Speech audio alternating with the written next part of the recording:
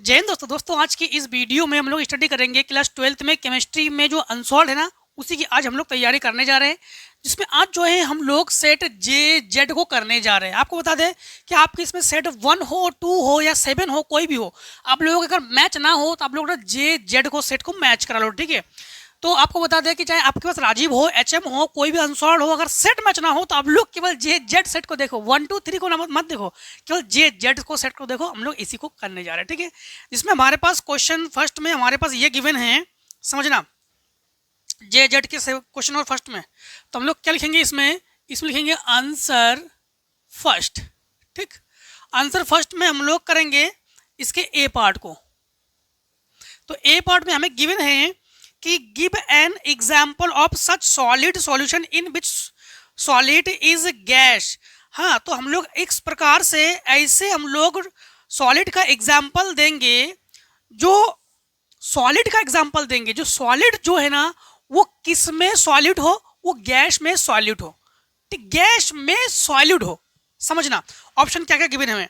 Option given है हमें oxygen dissolved in water, oxygen dissolve in water. इन्होंने कहा है कि ऑक्सीजन वाटर में है, ऑक्सीजन गैस है, वाटर लिक्विड है। हमें इस ऑप्शन से कोई मतलब नहीं है।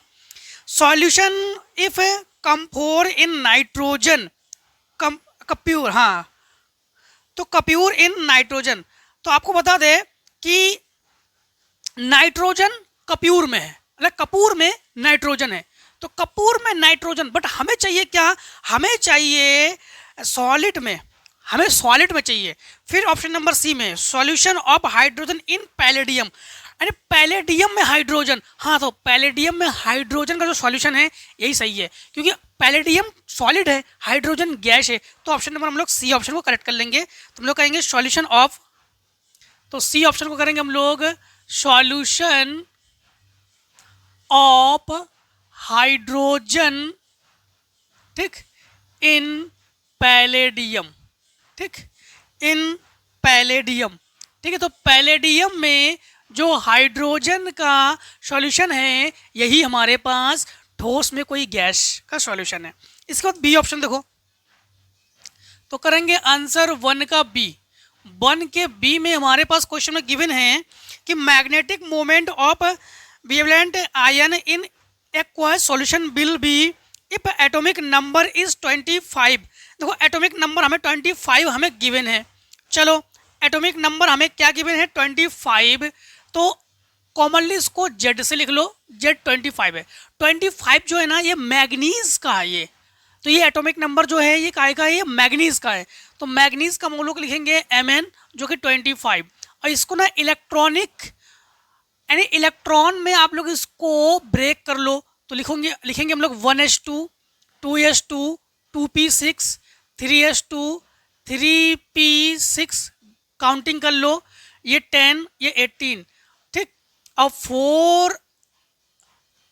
4 को छोड़ो, 3d पे आ जाओ, 3d एंड 4s2। अब काउंटिंग करो, ये 10 हो गया यहाँ तक, 2 2 4 10 और ये 10 यानी 5। तो डी पे 5, डी के जो ऑर्बिट है ये कंप्लीट है, तो इसी को लेंगे हम लोग। तो सुनना यहाँ पर, तो लिखेंगे 3d के जो हम लोग ऑर्बिट को ऐसे भरेंगे ना, इस प्रकार से फिल करेंगे। 5 ऑर्बिट लेंगे इसमें हम लोग, 1 2 3 4 5। अब डी के पास टोटल 5 इलेक्ट्रॉन है, तो 1 electron 2 electron 3 electron 4 electron and 5 electron. तो हम लोग कहेंगे नंबर ऑफ इलेक्ट्रॉन क्या है, 5। अब यहाँ पर हम लोग फाइंड क्या करने वाले हैं, इसमें फाइंड करेंगे हम लोग मैग्नेटिक मोमेंट।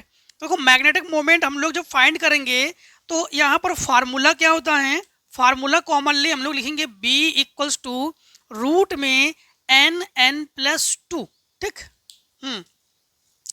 तो यहाँ पर रूट में 5 और 5+2 और b इक्वल्स टू यहाँ पर रूट में 5 × 7 जो कि 35 है, और 35 जो है तो हम लोग कहेंगे ये 5.9 के अप्रॉक्स में है। तो हाँ 5.92 बोर मैग्नेटॉन, ये ऑप्शन है हमारे पास, ठीक है। कौन सा ऑप्शन, डी ऑप्शन है, तो डी ऑप्शन हमारे पास करेक्ट है, D will be right answer, clear. And C को देखो, यहाँ पर क्वेश्चन नंबर 1 के सी को देखो, वन के सी में क्वेश्चन में क्या गिवन है ये समझ गए ना आप लोग। तो वन के सी में हमें गिवन क्या है, सी में गिवन है how many ion will be generated from the solution of the complex CONH3 का होल CONH3 का होल 6 एंड बाहर Cl2 है।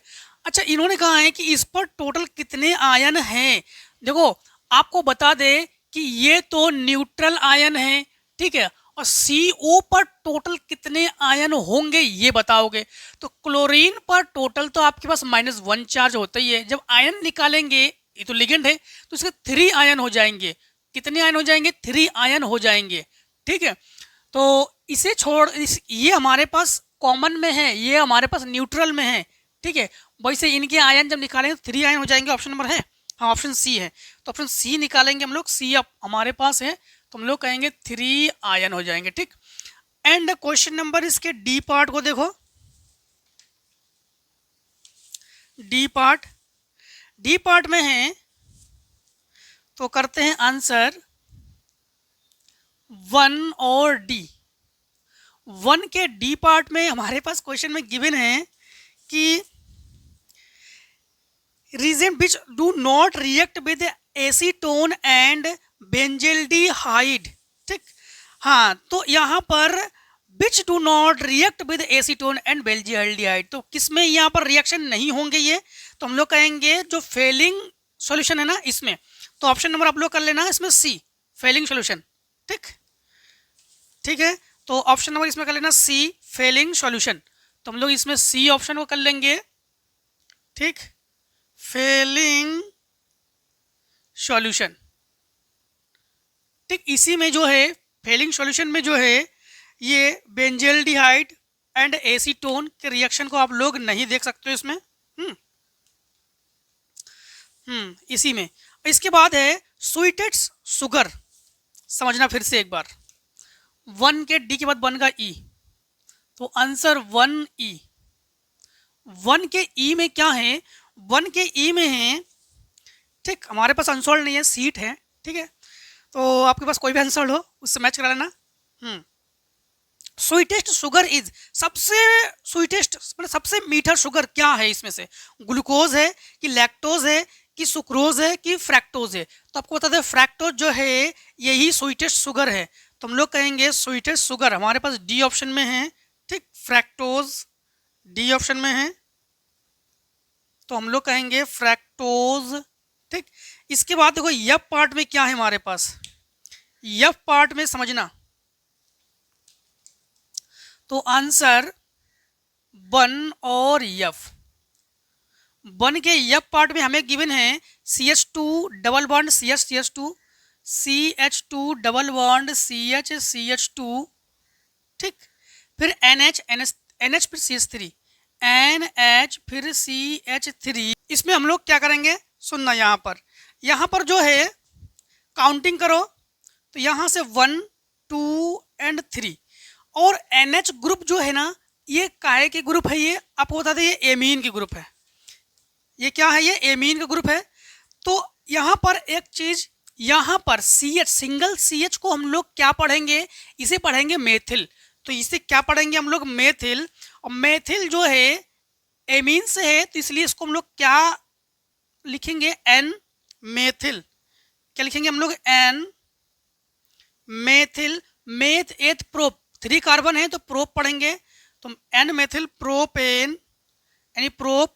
और प्रोप जो है डबल बॉन्डिंग पर है, और डबल बॉन्डिंग को इन हम लोग पढ़ते हैं, और इन हमारे पास सेकेंड नंबर पर है, तो हम लोग कहेंगे 2 इन। एंड एक चीज और ध्यान रखना, NH जो है 1 कार्बन से कनेक्ट है, तो 1 और NH को हम लोग क्या पढ़ेंगे, एमीन पढ़ेंगे। तो ये हो जाएगा एमीन, जो कि ऑप्शन नंबर 4 में है आपके पास, ठीक। तो हम लोग पढ़ेंगे N मेथिल प्रोप 2 इन 1 एमीन, ठीक, ये IUPAC नेम है। एंड क्वेश्चन नंबर देखो 2 में, ठीक, क्वेश्चन नंबर 2 को देखो तो लिखेंगे आंसर 2 के ए को, तो आंसर 2 और ए। 2 के ए पार्ट में हमारे पास क्या है, क्योंकि ए पार्ट में है calculate the molality of solution, तो मोलैलिटी को हम लोग फाइंड करेंगे। हाँ, इस सॉल्यूशन में तो मोलैलिटी को फाइंड करेंगे और इसके बाद हमारे पास 5 ग्राम ऑफ एथेनोइक एसिड, तो एथेनोइक एसिड जो है 5 ग्राम है हमारे पास, तो एथेनोइक एसिड हमारे पास क्या है 5 ग्राम। ठीक, तो इसको स्मॉल डब्ल्यू से लिखो, वेट है। एंड हमारे पास 150 इन बेंजीन, तो 150 जो बेंजीन का जो वेट है वो 150 ग्राम है। ठीक, अब हम लोग मोलैलिटी को फाइंड करेंगे। ठीक, क्या फाइंड करेंगे हम लोग? मोलैलिटी। देखो मोलैलिटी का फार्मूला क्या होता है, इन्होंने कहा है कि मोलैलिटी को फाइंड करो। तो मोलैलिटी का फार्मूला इन्होंने पूछा है, तो मोल्स ऑफ सॉल्यूट। ठीक, तो मोलैलिटी का फार्मूला क्या होता है? Moles of solute divide by moles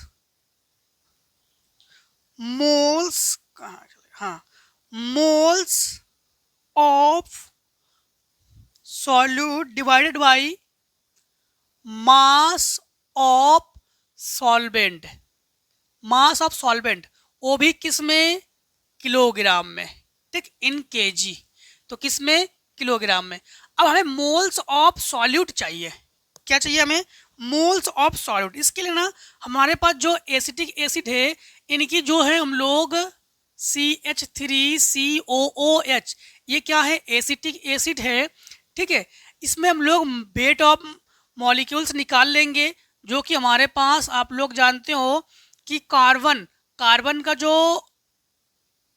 का वो जो वेट हम लोग कहेंगे, ठीक, मास हमारे पास 12 है। हाइड्रोजन का 3 × 1 कर लेंगे, फिर कार्बन का +12 कर लेंगे, प्लस ऑक्सीजन का 16 + 16 कर लेंगे और H का 1 कर लेंगे। इसे हम लोग ऐड करेंगे। पहले एक काम करते हैं, 12 + 3 + 12 प्लस ये 32 + 1 ऐड कर लो, ये 3 5 8 10 कैरी 1 बचेगा हमारे पास, तो ये 4 5 6 60 ग्राम ये हो गया हमारे पास। ठीक, एंड क्या है? बेंजीन है क्या? बेंजीन है।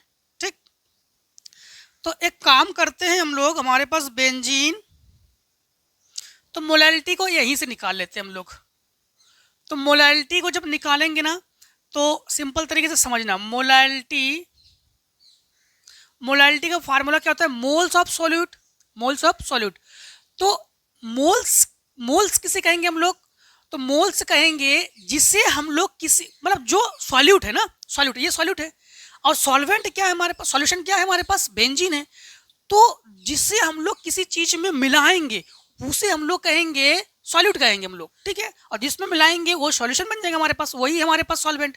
तो यहाँ पर एक चीज समझना, यहाँ पर मोलैलिटी, तो मोल्स ऑफ सॉल्यूट जो है इनका वेट है 5 ग्राम इंटू ये 60 ग्राम अपॉन में। अब हम लोग मास ऑफ सॉल्वेंट का मास हमारे पास क्या हो गया? 150 अपॉन 1000 कर लेंगे। ये ग्राम में है, ग्राम को किलोग्राम में कन्वर्ट करेंगे क्योंकि ये ग्राम में है। ठीक है, अब इसको हम लोग एक काम करते हैं, ये लिखेंगे 5/60 इंटू 1000 अपॉन 150। अब एक काम करो, ये 0 ये 2 0 ये कैंसिल हमारे पास। ठीक, तो लिखेंगे हम लोग 5/6 इंटू 10/15, 5 3 जा, तो ये 10/18, हाफ कर लो 5, हाफ कर लो 9, तो मोलैलिटी इक्वल्स हम लोग कहेंगे, मोलैलिटी इक्वल्स 0 पॉइंट। अब हमारे पास 9 से डिवाइड करो इसमें। ठीक, 9 से डिवाइड करेंगे, तो 9 डिवाइडेड बाई 5, 0.9 5 जा 45, 5 बचेगा, 9 5 जा 45। ठीक, मतलब 5 5 या 5 6 कर सकते हो यहाँ पर आप लोग। ठीक है, तो हम लोग जब एक ही डिजिट बार बार आ जाए ना तो 5 6 मतलब एक डिजिट आप लोग एक्स्ट्रा लिख सकते हो। तो यहाँ पर लिखेंगे हम लोग 0.56। हाँ, यूनिट क्या लिखोगे? यूनिट, तो यहाँ पर ये ग्राम, हाँ मोल में लिख सकते हो। ठीक है, तो किस में लिख सकते हैं हम लोग? मोल पर किलोग्राम में, मोल लीटर तो है नहीं, ठीक, बस केवल यही कहा कि मोलैलिटी, और कुछ कहा इन्होंने। ठीक है, चलिए अब एक काम करो, इतने को स्क्रीनशॉट ले लो, फिर क्वेश्चन नंबर हम लोग करते हैं आगे। अब हम लोग क्वेश्चन नंबर करते हैं 2 के बी पार्ट को। ठीक, 2 के बी पार्ट में हमारे पास क्या है कि why there is always a decreasing tendency of solubility of gases in liquid और राइजिंग टेम्परेचर। तो एक चीज आपको बता दें, जब भी किसी गैस को किसी हम लोग लिक्विड में अगर डाल देंगे ना, तो क्या होता है कि जो जैसे गैस को लिक्विड में डालेंगे और फिर उसको हीट कर दो, जैसे ही हीट करोगे तो उसकी जो सॉल्यूशन है ना, सॉल्यूशन तो इंक्रीज होंगी, सॉल्यूशन क्या हो जाएगी, इंक्रीज। फिर से एक बार, जैसे गैस है, क्वेश्चन में क्या है, दो क्वेश्चन में क्या है कि कोई why there is always decreasing tendency of solubility of gas in liquid. अगर किसी गैस को लिक्विड में डाल देते हैं और उसको फिर हीट कर दो, टेम्परेचर दे दो, तो भाई जब टेम्परेचर आप लोग इंक्रीज करोगे तो उसकी जो सॉल्यूशन है वो भी इंक्रीज होंगी, और जब सॉल्यूशन इंक्रीज होने के बाद जो गैस है उससे निकल जाएंगी, उससे रिलीज हो जाएंगी, किससे, उस सॉल्यूशन से गैस रिलीज हो जाएंगी, और रिलीज हो जाएंगी मतलब उसकी जो इन्होंने जो क्या कहा है कि इंक्रीज, तो गैस क्या है, धीरे धीरे इंक्रीज हो जाएंगे। ठीक है, क्योंकि गैस जो है उससे निकल जाती है, किससे, सॉल्यूशन से। नहीं समझे, फिर से समझो, लिक्विड ले लो, गैस ले लो, दोनों को आपस में मिला दो और फिर टेम्परेचर दे दो, टेम्परेचर दे दोगे तो इसकी सॉल्यूशन जो है वो, उसकी सॉल्यूशन जो है इंक्रीज होंगी, और जब सॉल्यूशन इंक्रीज होंगी तो धीरे धीरे उससे गैस जो है निकलती रहेंगी, रिलीज होती रहेंगी, और इसी के कारण हम लोग कह सकते हैं कि जो गैस जो है धीरे धीरे क्या होता है, इसमें गैस जो है कम हो जाती है। How many oxidation states are exhibiting by lanthanides. देखो कॉमनली आपको बता दें, लेंथेनाइड जो है ना +3 ऑक्सीडेशन को ही ये शो करता रहता है यहाँ। तो लेंथेनाइड्स जो है, लेंथेनाइड में कॉमनली हम लोग +3 ऑक्सीडेशन को देखते हैं, और केवल +3 नहीं है, इसके अलावा और भी ऑक्सीडेशन, और भी जो एलिमेंट्स है वो अलग अलग ऑक्सीडेशन नंबर को वो शो करते हैं, बट जो कॉमनली हम लोग कहेंगे बेसिक जो है +3 ऑक्सीडेशन को ही ये शो करता रहता है। इसके बाद show the geometrical isomer of, या फिर देखो इसके सी पार्ट में, डी पार्ट में। ठीक, तो आंसर 2 के डी पार्ट को करेंगे, आंसर 2 और डी। 2 के डी पार्ट में है कि हमारे पास Fe और NH3 का होल टॉइज CN4। देखो इसमें 2 टाइप्स लिगेंड है, एक NH3 है और एक हमारे पास क्या है, एक NH3 है और एक CN4 है। ठीक है, तो एक काम करते हैं, इसके जो है हम लोग क्या क्या दिखाएंगे इसमें, इन्होंने कहा है कि भाई आप जो है ना सो द जियोमेट्रिकल आइसोमर, हम लोग जियोमेट्रिकल आइसोमर दिखाएंगे इसमें। तो इनके जो जियोमेट्रिकल आइसोमर है, ठीक, जियोमेट्रिकल क्या दिखाएंगे, आइसोमर्स। तो जियोमेट्रिकल आइसोमर देखो, सबसे पहली बात तो इसमें जो आप लोग कहोगे कि जो सेंटर एटॉम है, सेंटर एटम हमारे पास Fe है, तो Fe ये ले लो। अब हमारे पास टोटल कितने लिगेंड है, तो हम लोग कहेंगे 4 और 2 6 लिगेंड है, तो 1 2 3 4 5 6, ये 6 लिगेंड ले लेंगे हम लोग। ठीक है, हाँ इसको ट्रिस और बिस दोनों में दिखाएंगे हम लोग। हाँ, तो 6 लिगेंड। एक काम करो, NH2 को यहाँ पे दिखा दो, तो NH3 यहाँ दिखा दो, NH3 यहाँ दिखा दो, फिर आप लोग CN4 है तो ये दिखा दो, CN 1 2 CN। और इसे अगर हम लोग अपोज साइज में भी दिखाते ना, इसे दिखा देंगे। देखो जैसे Fe ये है, ठीक, Fe, तो यहाँ पर हमारे पास NH3 है, तो इसके अपोज में हम लोग क्या लेंगे, NH3। ठीक, 1 2 3 4। अगर यहाँ पर हम लोग Cn लेते हैं, यहाँ Cn लेते हैं, तो यहाँ भी Cn ले लो। ठीक, ये आप लोग ऐसे भी दिखा सकते हो इसको। ये जियोमेट्रिकल आइसोमर है इनके। अब देखो इसके बाद इन्होंने कहा है 3 के ए पार्ट में, एक्सप्लेन द फॉलोइंग 3 में explain the following reaction with suitable chemical equation. देखो हम लोग इसमें रिएक्शन देंगे, इसमें सुटेबल यानी 3 आंसर 3 और ए।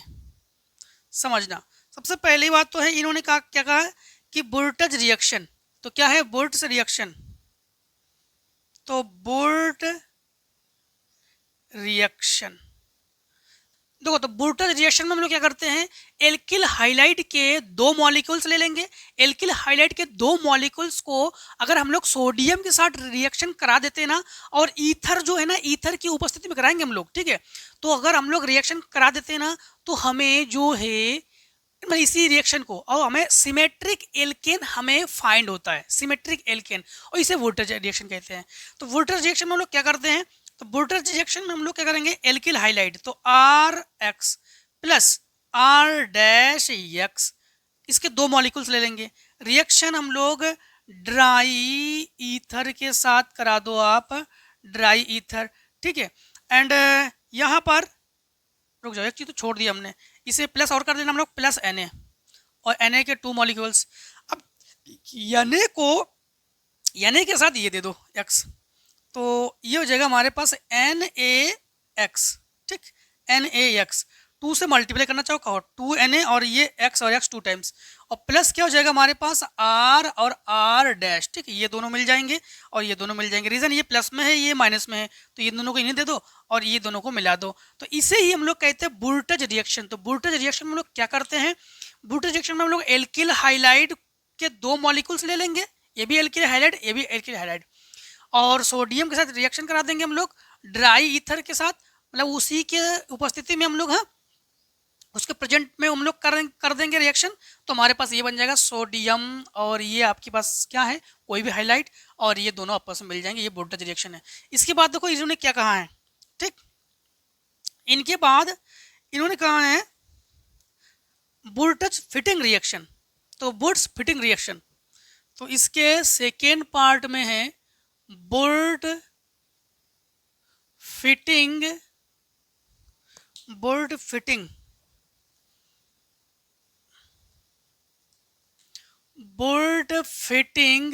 रिएक्शन। देखो बोल्ट फिटिंग रिएक्शन में हम लोग क्या करते हैं, बोल्टज में तो हम लोग हाइलो एल्केन लेते हैं, 2 ले लेते हैं, मतलब 2 मॉलिक्यूल्स लेते हैं। इसमें हम लोग हाइलो एरीन लेंगे। एल्केन और एरीन में बस डिफर क्या है, एल्केन में हम उसको कार्बन से शो करा, सॉरी हाँ कार्बन से शो कराएंगे एल्केन को, ठीक है, एल्केन को कार्बन शो कराएंगे और हाइलो एरीन को बेंजीन रिंग से शो कराएंगे। तो यहाँ पर सेम बस यही कंडीशन करेंगे, जैसे यहाँ पर हम लोगों ने किया था ना, बस यहाँ पर हम लोग बेंजीन रिंग को ले लेंगे। क्या ले लेंगे हम लोग, बेंजीन रिंग को। तो समझना जैसे हमने क्या किया यहाँ पर, बस इसके जगह पर जैसे हमारे पास ये बेंजीन रिंग ले लो, ठीक, ये बेंजीन रिंग ले लो, और यहाँ पर यक्स दे दो, ठीक, और प्लस यहाँ पर कोई आप लोग जैसे सी एच, एक्स की जगह हटाओ, एक Cl ले लेते हैं हम लोग, हाँ Cl ले लेते हैं, तो Cl, और यहाँ पर CH3Cl ले लो। रिएक्शन के बाद नहीं, फिर से वही रिएक्शन कर दिया भैया, तो लेना ही है, ठीक है, यानी भी लेंगे। अब क्या ले लेंगे हम लोग, Na ले लेंगे। रिएक्शन, अब रिएक्शन के बाद फिर से समझना, यहाँ पर Na के 2 मॉलिक्यूल्स ले लो, रीजन क्योंकि अब फिर हमारे पास ये Cl और ये Cl इन्हें दे दो, तो NaCl ये 2 टाइम्स है, और प्लस अब इसे और इसे मिला दो, तो बेंजीन रिंग, और बेंजीन रिंग के साथ CH3, ठीक। अब देखो हमारे पास क्या है, ये तो हो गया वोल्टेज फिटिंग रिएक्शन, समझ गए ना आप लोग। वोल्टेज में भी, अब वोल्टेज फिटिंग में बस यही डिफर है कि इसमें हम लोग हाइलो एरिन लेंगे, इसमें हाइलो एल्किन लेंगे, बस यही डिफर है। हाँ इसके बाद देखो क्वेश्चन नंबर इसके 3 के बी पार्ट में, alcohol are more soluble in water. Alcohol जो है वाटर में मोर सॉल्युबल है, ठीक है। एल्कोहल वाटर में मतलब कोई भी एल्कोहल हो, वो जल में तो बहुत जल्दी घुलनशील है, सॉल्युबल का मतलब घुलनशील, ठीक है, घुलनशील है। In water comparison of hydrocarbon of comparable molecular weight explain. अच्छा इसको एक्सप्लेन करके आपको बताते हैं। देखो कि एल्कोहल जो है, एल्कोहल का कॉमनली फार्मूला क्या होता है? C2H5OH। और OH होने की वजह से भाई, OH होने की वजह से, OH बॉन्डिंग की वजह से ये जल के साथ मोर सॉल्युबल है। बट यहां पर इन्होंने कहा हाइड्रोकार्बन, ठीक है, हाइड्रोकार्बन, हाइड्रोकार्बन में OH ना होने की वजह से ये मजबूती से जल के साथ बॉन्डिंग नहीं बना पाता है और ये मोर सॉल्युबल नहीं हो पाता है। फिर से एक बार देखो, जो एल्कोहल का फार्मूला क्या होता है? C2H5OH। इसमें OH बॉन्डिंग है जो कि ना वाटर के साथ, जल के साथ बहुत मजबूती से बॉन्डिंग कर लेता है, ये बहुत मजबूती से बॉन्डिंग कर लेता है, इसलिए ये जल में सॉल्युबल है, ठीक है, जल में सॉल्युबल नहीं, मोर सॉल्युबल है। और हाइड्रोकार्बन, हाइड्रोकार्बन जैसे मान लो CH4 CH3 वगैरह वगैरह कुछ भी हो, ये जो है इसके पास OH बॉन्डिंग नहीं है। OH बॉन्डिंग ना होने की वजह से ये जल के साथ यानी वाटर के साथ मजबूती से, ठीक है, बॉन्डिंग नहीं कर पाता है और नहीं जुड़ पाता ये, ठीक है। तो बस यही रीजन है, इसमें यही रीजन है। अब देखो इसके बाद क्वेश्चन नंबर इसी के डी पार्ट में, सी पार्ट में, differentiate between the following propanol and propanone. Propanol और प्रोपेनॉन में आप लोग डिफर बताओ। देखो एक चीज आपको बता दे कि प्रोपेनॉल जो है आइडोफार्म जो टेस्ट है ये नहीं देता है, बल्कि प्रोपेनॉन या आइडोफार्म जो, हाँ, आइडोफार्म जो टेस्ट है इसको दे देता है वो। इसके बाद आपको बता दे कि जो टॉलेन रिएक्शन है, टॉलेन रिएक्शन में जो प्रोपेनल है ना, प्रोपेनल जो है टॉलेन रिएक्शन में Ag को बना देता है, सिल्वर को बना देता है, जबकि जो प्रोपेनॉल है वो कोई भी रिएक्शन नहीं करता है, कोई भी रिएक्शन नहीं करता। फिर से एक बार समझो, जो प्रोपेनॉल है, प्रोपेनॉल एंड प्रोपेनॉन में डिफर क्या है? प्रोपेनॉल में तो एक तो डिफर ये है, प्रोपेनॉल में OH ग्रुप है एंड प्रोपेनॉन में CHO नहीं, प्रोपेनॉन CO ग्रुप है, ठीक है, ये डिफर है इसमें। प्रोपेनॉल में OH ग्रुप है और प्रोपेनॉन में CO ग्रुप है। इसके बाद जो प्रोपेनॉन है, प्रोपेनॉन में अगर आप लोग इनका टेस्ट करोगे, टेस्ट कर लो तो चेक करने देखना, टेस्ट कर लो तो किसी चीज को मतलब चेक करो, ठीक है। जब टेस्ट करोगे तो ये आइडोफार्म टेस्ट नहीं देता है, ठीक है, जो आइडोफार्म रिएक्शन है इसको नहीं देता है। बट जो आपके पास प्रोपेनॉन है ये आइडोफार्म रिएक्शन को दे देता है ये। और टालेन रिएक्शन में जो प्रोपेनॉल है ना, क्या है, हाँ, प्रोपेनॉल जो है ये Ag बना देता है और प्रोपेनॉन कोई रिएक्शन नहीं देता है, ठीक। इसके बाद देखो इसी में उन्होंने कहा है फिनॉल और बेंजोइट क्या है, फिनॉल और बेंजोइक एसिड, इसमें डिफर क्या है? देखो फिनॉल और बेंजोइक एसिड में क्या है, फिनॉल जो है ना ये एसिड है और बेंजोइक भी एसिड है, दोनों एसिड, ठीक है, तो दोनों तो कॉमन है।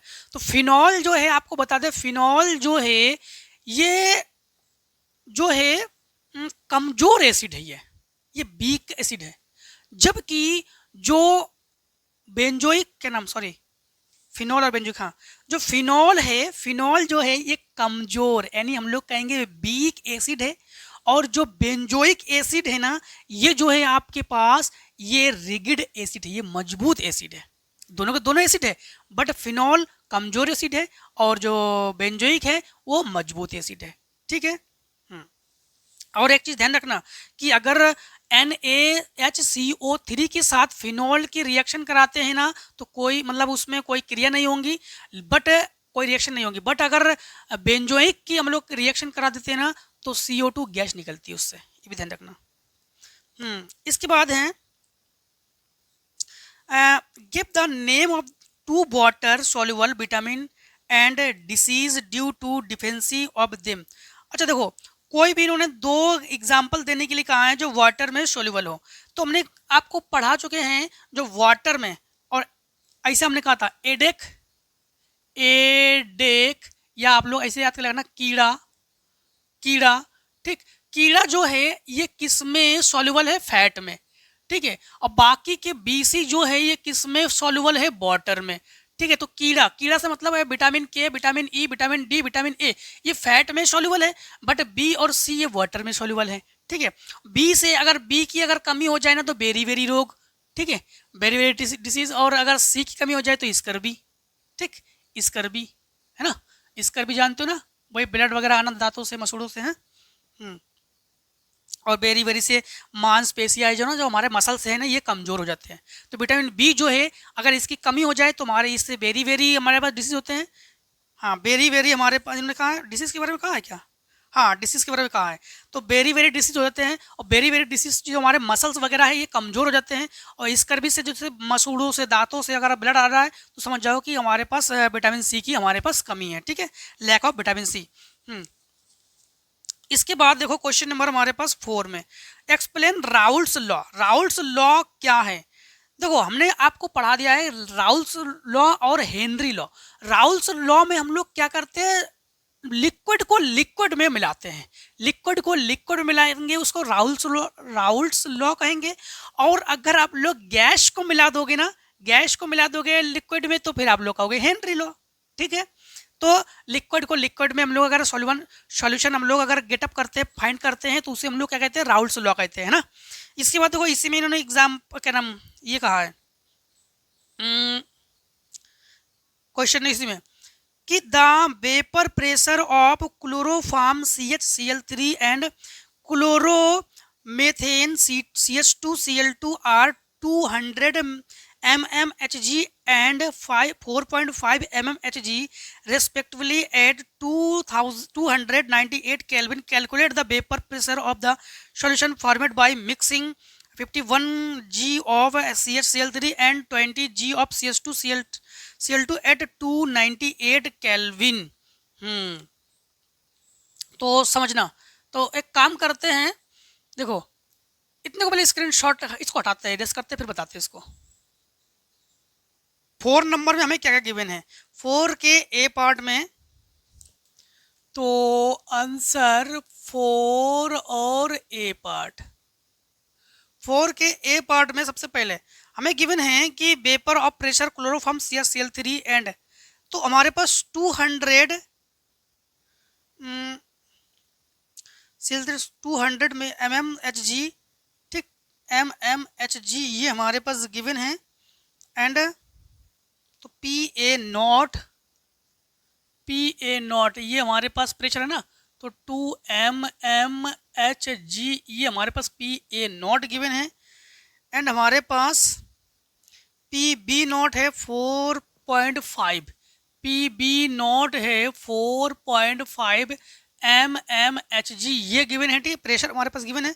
और respectively 298 kelvin. Calculate the vapour pressure of the solution formed by 51 gram CHCl3, तो 51 ग्राम CHCl3, तो 51 ग्राम है हमारे पास। एंड हमारे पास 20 ग्राम, तो 20 ग्राम हमारे पास ये हैं कि CH2Cl2। अब दोनों के हम लोग एटॉमिक वेट निकालेंगे, ठीक, तो हम लोग कहेंगे एटॉमिक वेट ऑफ कौन है, पहले CHCl3 है, CHCl3, तो CHCl3 की एटॉमिक वेट निकालेंगे हम लोग। तो जब एटॉमिक वेट निकालेंगे तो C कार्बन का हो गया वेट 12 प्लस हाइड्रोजन का 1 + 3 इंटू ये Cl का 35.5, ठीक, 35.5, तो यहाँ पर ये 13 एंड ये हमारे पास 3 5 ज़ा 15 कैरी 1 3 5 ज़ा 16, सॉरी 3 5 ज़ा 15 कैरी 1 16 और 3 3 ज़ा 9 ऐड कर लो, तो ये हो जाएगा हमारे पास 119.5, ठीक। ये हम लोगों ने एटॉमिक वेट ऑफ CHCl3, हाँ, तो एटॉमिक मास भी कह सकते हो इसको।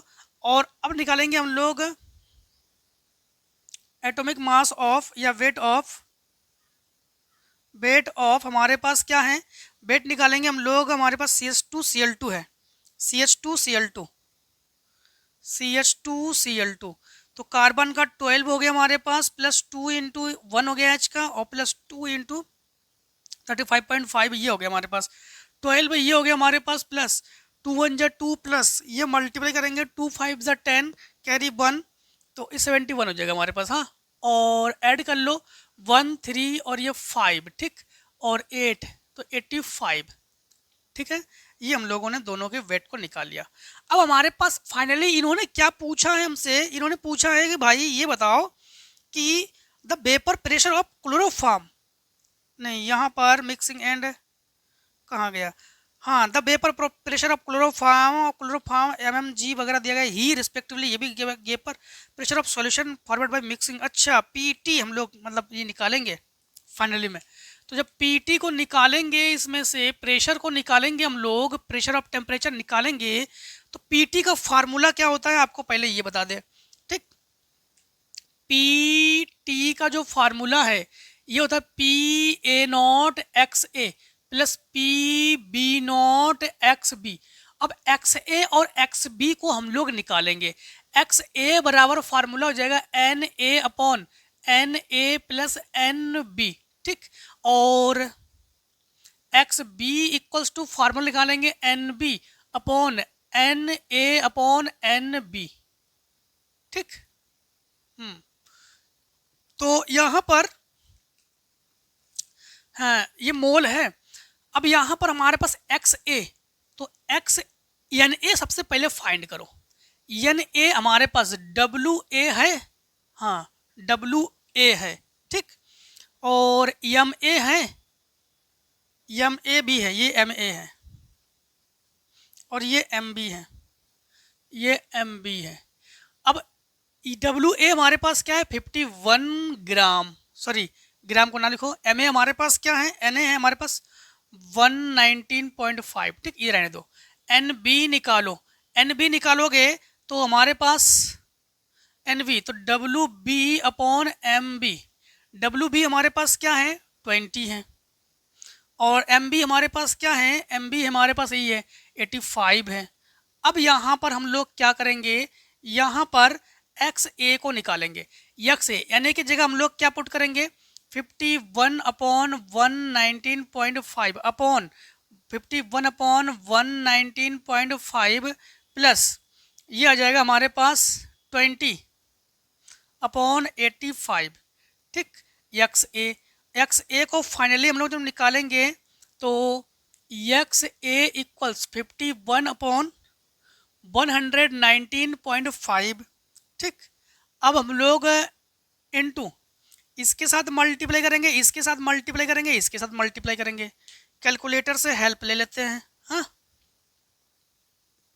देखो कैलकुलेटर से हेल्प ले लेते हैं, तो दे दो हेल्प कैलकुलेटर जी। तो यहाँ पर हमारे पास इनसे मल्टीप्लाई कर देंगे तो ये आ जाएगा 51 इंटू 85, तो 4335, तो यह जगह 4335 प्लस इनसे मल्टीप्लाई कर लेंगे, ठीक है। तो इनसे जब मल्टीप्लाई कर लेंगे तो 119.5 इंटू 20, तो 2390 अपॉन इन दोनों का मल्टीप्लाई, तो 119.5 इंटू 85, इससे कैंसिल, इसे सबसे ऊपर ले जाओ, तो X A equals to 51 into 85 upon इन दोनों को ऐड कर लेते हैं, तो ये हो जाएगा 0 यानी 5, ठीक। 9 5 12 कैरी 1, तो ये 3 3 6 एंड 7 4 6, इनसे डिवाइड करके हम लोग क्या करते हैं, डिवाइड करके नहीं इंटू करके डिवाइड करते हैं, ठीक है। इंटू कर लेते 51 इंटू 85, ठीक। डिवाइड हम लोग करेंगे 6725, 0.6, ठीक 44, तो ये आ जाएगा 0.644, ठीक। अब हम लोग एक्स बी को निकालेंगे, एक्स बी, तो एक्स बी बराबर एन बी की जगह हम लोग क्या पुट करेंगे, एन बी की जगह हम लोग पुट करेंगे 20 अपॉन 85 अपॉन यहाँ पर सेम, ये तो सेम प्रोसेस वही रहेगा हमारे पास, तो इसे जब हम लोग सॉल्व करेंगे ना, इसे तो यही लिखेंगे 4335 प्लस 2390 अपॉन, ये तो सेम वही रहेगा हमारे पास 119.5 इंटू 85 से ये कैंसिल कर लेंगे। अब की बार यहाँ ले जाएंगे इसको, ठीक। तो एक्स बी इक्वल्स टू ये डायरेक्टली मल्टीप्लाई कर लेते हैं अब इससे हम लोग, हाँ मल्टीप्लाई कर लेते हैं। आप लोग जो है कैलकुलेटर से हेल्प ना लेना, आप लोग खुद से करने की कोशिश करना। 1.119.5 तो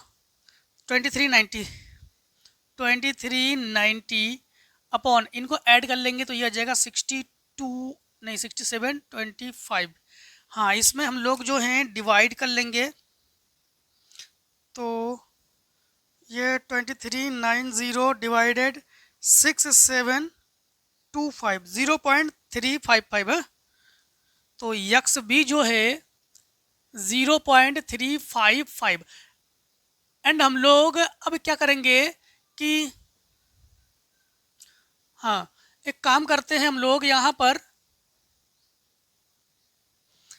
पर पुट कर लेते हैं कि P T equals P A not की वैल्यू क्या है हमारे पास, पी ए नॉट की वैल्यू है 200 इंटू एक्स ए की वैल्यू हमारे पास क्या है 0.644 प्लस ये हमारे पास 4.5 और ये हमारे पास क्या है, ये हमारे पास है 0.355।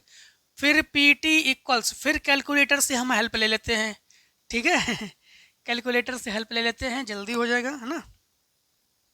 तो 200 इंटू 0.644 128.8 प्लस अब इनसे मल्टीप्लाई कर लेते हैं। तो 4.5 इंटू 0.355 तो 1.5975, ठीक। तो 1.59 इसे कर लो 1.59। तो पी टी इक्वल्स, चलो इनको हम लोग ऐड भी कर लेते हैं, 128.8 प्लस 1.59 तो 130.39। तो 130.39 MMHg ये है फाइनली आंसर, ठीक है, ये है फाइनल में आंसर। चलिए इस आंसर को आप लोग स्क्रीनशॉट ले लीजिए। चलिए फिर हम लोग क्वेश्चन नंबर करते हैं अब 4 के बी को। The resistance of a column format by a 0.10 mole litre inverse concentration solution. तो ये तो हमारे पास यम है, ठीक। तो इसे लिखते हैं यम इक्वल्स टू हमारे पास क्या है 0.10 क्या है हमारे पास मोल लीटर इनवर्स, ठीक है। एंड हमारे पास क्या है रेजिस्टेंस जो है 6.5, रेजिस्टेंस जो है 6.5 इंटू 10 टू द पावर हमारे पास क्या है 3 ओम, ठीक है 3 ओम। एंड हमें क्या गिवन है 1 सेंटीमीटर लेंथ, तो 1 सेंटीमीटर जो है हमारे पास लेंथ है तो 10 की पावर -2 मीटर कर लो, ठीक है।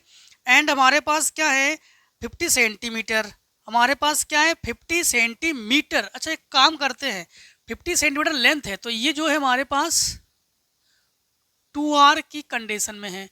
तो L इक्वल्स टू हमारे पास क्या है 50 इंटू 10 टू द पावर -2 ये metre. And calculate the resistivity, तो मतलब हम लोग यहाँ पर रो को निकालेंगे। And conductivity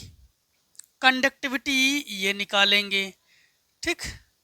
and molar conductivity lambda यम को निकालेंगे, ठीक।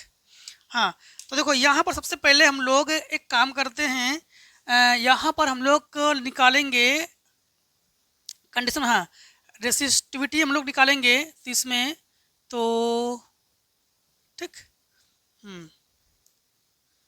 यहाँ पर rho equals to R A upon L ये फार्मूला यूज करेंगे। तो रो इक्वल्स टू आर हमारे पास क्या है 6.5 इंटू 10 टू द पावर 3। ए क्या है हमारे पास ए नहीं है, ए की वैल्यू होती है पाई आर स्क्वायर अपॉन एल हमारे पास क्या है 50 इंटू 10 टू द पावर -2। हाँ तो rho equals to 6.5 into 10 to the power 3 into pi की वैल्यू है 3 ये, और आर की वैल्यू आर क्या जानते हो 1.1, इससे आर इक्वल्स टू 10 ये 2 कर लेंगे हम लोग, तो लिखेंगे 10⁻⁻2 इंटू 10⁻⁻2 अपॉन 4 कर लेंगे। तो ये 50 इंटू 10⁻⁻2 इंटू 4 ये 4, ठीक है। एंड हमारे पास कुछ कैंसिल वगैरह हो तो कैंसिल वगैरह कर सकते हो आप लोग। चलो इतने को आप लोग कैलकुलेशन चेक कर लेना। तो ये आ जाएगा रो इक्वल्स टू 6.5। एक काम कर लेते हैं, इंटू कर लेते हैं हम लोग। तो ये आ जाएगा 6.5 इंटू 3.1414 और डिवाइड करेंगे हम लोग 50 से, तो 0.4082। तो ये आ जाएगा हमारे पास 0.4082 इंटू 10⁻। अच्छा ये भी 4 अभी बाकी है, ये 4 बाकी है अभी, ये तो क्या नेम है। तो 10⁻³ और ये -4। एक काम करो, इससे ये कैंसिल कर लो, ठीक। तो ये 3 और ये हमारे पास -2, तो 3 और -2, तो 4 से ये हटा लो। 4 1 जा 4, 4 2 जा 8, ठीक। पॉइंट है 4 5 जा, ठीक है। तो रो इक्वल्स टू 0.1025 नहीं 100 आ जाएगा, 0 के बाद 5। एक बार रुक जाओ, कैलकुलेटर से कर ले। 0.4082 डिवाइडेड बाई 4, तो 0.10205, ठीक है, यही आएगा यहाँ पर। हाँ, इंटू 10⁻, ये केवल 10 बचेगा हमारे पास। पॉइंट हटा के 1 2 3 4 5, तो 5 टाइम्स 0 ले लेंगे, एक 0 ये हटा लो। 1 2 3 4, 1 2 3 4, तो ये हटाकर यहाँ पॉइंट, तो रो इक्वल्स टू 1.025, ठीक। ओम सेंटीमीटर में है ना कि मीटर में, ओम मीटर। हाँ, अब देखो हम लोग क्या निकालेंगे, कप्पा को निकालेंगे, है ना। तो अब निकालेंगे हम लोग कप्पा।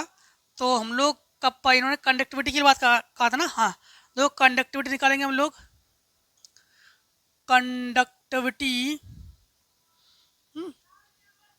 कंडक्टिविटी जो है कप्पा इंटू 1/रो। तो यहाँ पर तो कप्पा इंटू 1/रो की जगह 1.02 ले लो। अब इसमें फिर डिवाइड कर दो। हाँ, फिर डिवाइड कर दो, तो 1 डिवाइडेड बाई 1.02, 0.98, ठीक।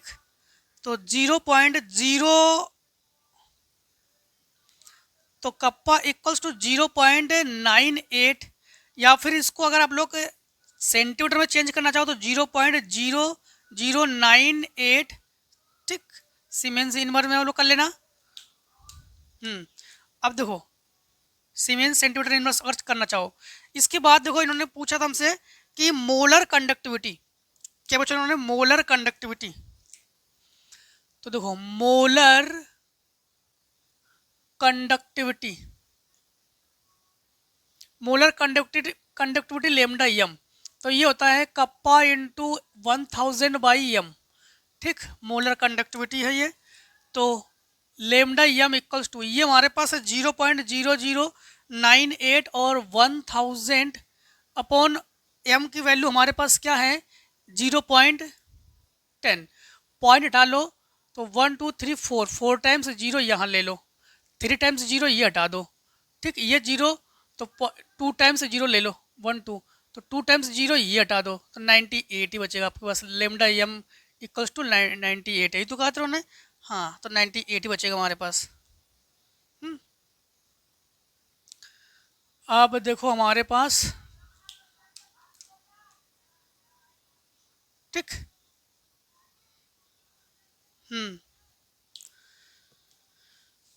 अब देखो 4 के बी पार्ट में कर चुके हम लोग। अब इसमें सी पार्ट में देखो क्या है, explain be the CR2 positive in reducing agent while Mn3 is oxidation agent.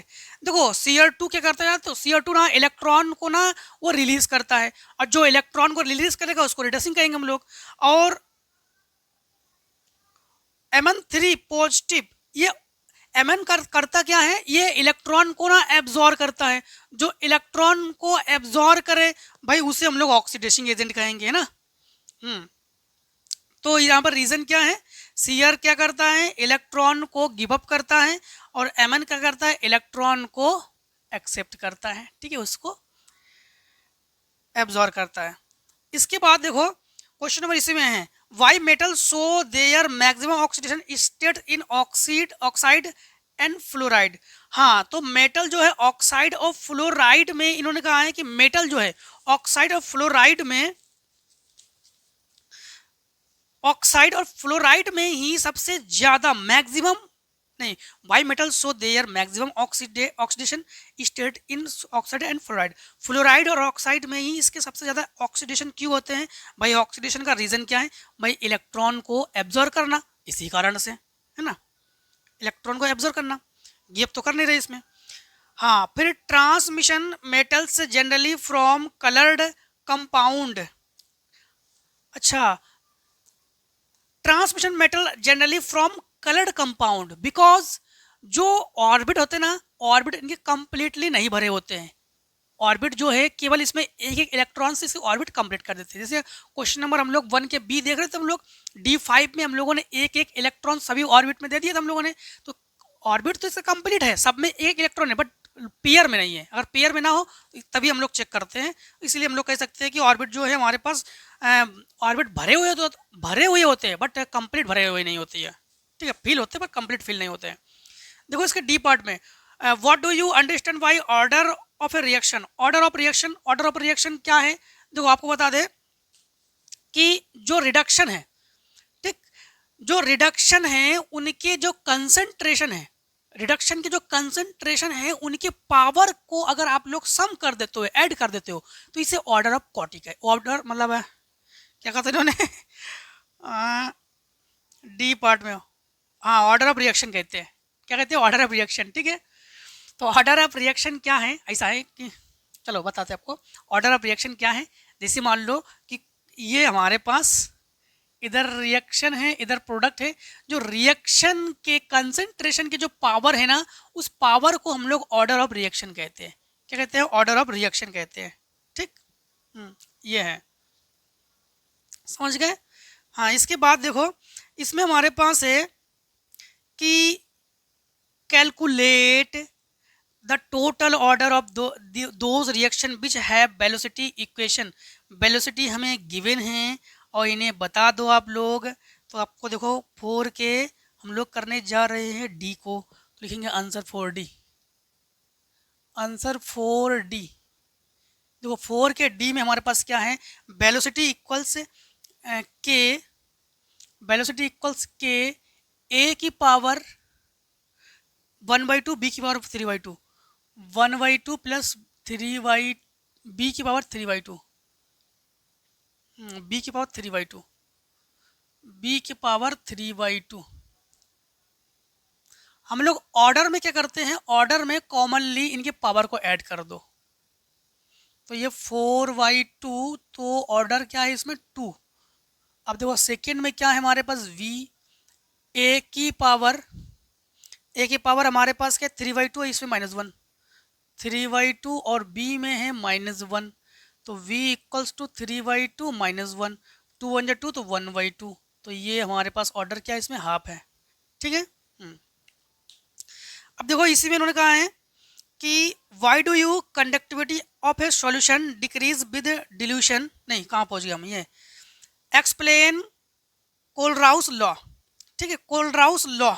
चलो एक काम करो, पहले इतने को स्क्रीनशॉट ले लो, फिर हम लोग देखते हैं आगे। चलिए फिर हम लोग करते हैं क्वेश्चन नंबर।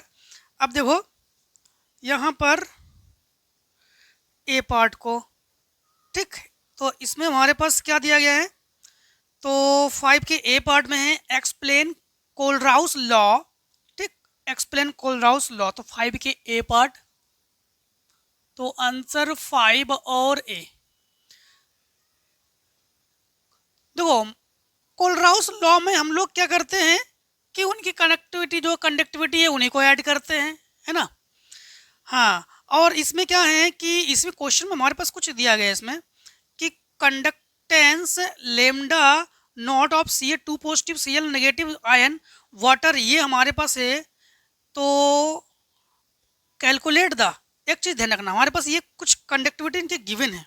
तो कंडक्टिविटी गिवन है हमारे पास सी ए टू पॉजिटिव का, तो हम लोग कहेंगे lambda not C A two positive की जो कंडक्टिविटी है ये हमारे पास है 119, यानी 119 बस, रुक जाओ, हाँ 0.0 सेकेंड, और मोल इनवर्स एंड हमारे पास 0.0, ठीक,